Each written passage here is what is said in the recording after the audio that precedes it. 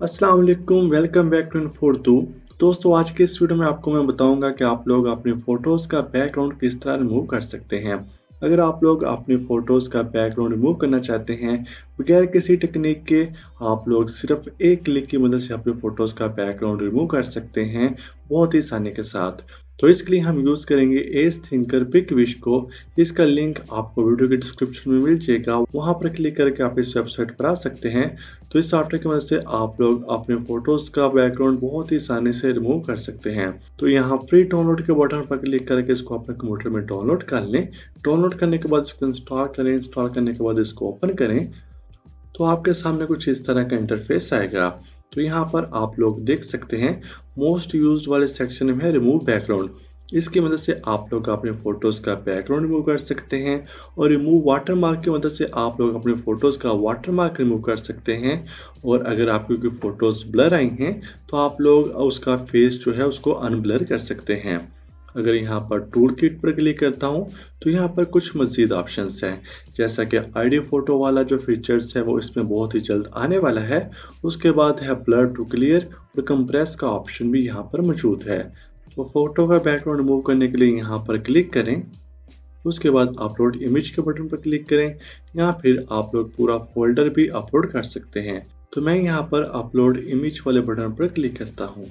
तो for example अगर मैं इस वाली फ़ोटोज़ का बैकग्राउंड रिमूव करना चाहता हूँ, मैं इसको क्लिक करता हूँ और इसको ओपन कर लेता हूँ और यहाँ पर स्टार्ट के बटन पर क्लिक कर देता हूँ।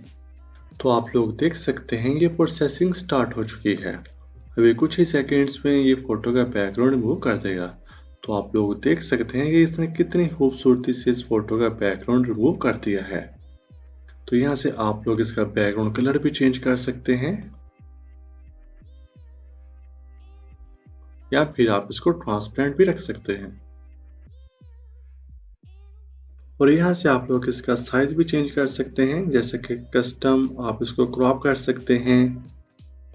इसके अलावा आप इसको मैनुअली भी एडजस्ट कर सकते हैं और इसमें इफेक्ट भी ऐड कर सकते हैं, जैसा कि शैडो वगैरह। और फाइनली इसको सेव वाल के बटन पर क्लिक कर दें। तो फाइनली इसको सेव वाल के बटन पर क्लिक कर दें तो ये फोटो आपके कंप्यूटर में सेव हो जाएगी।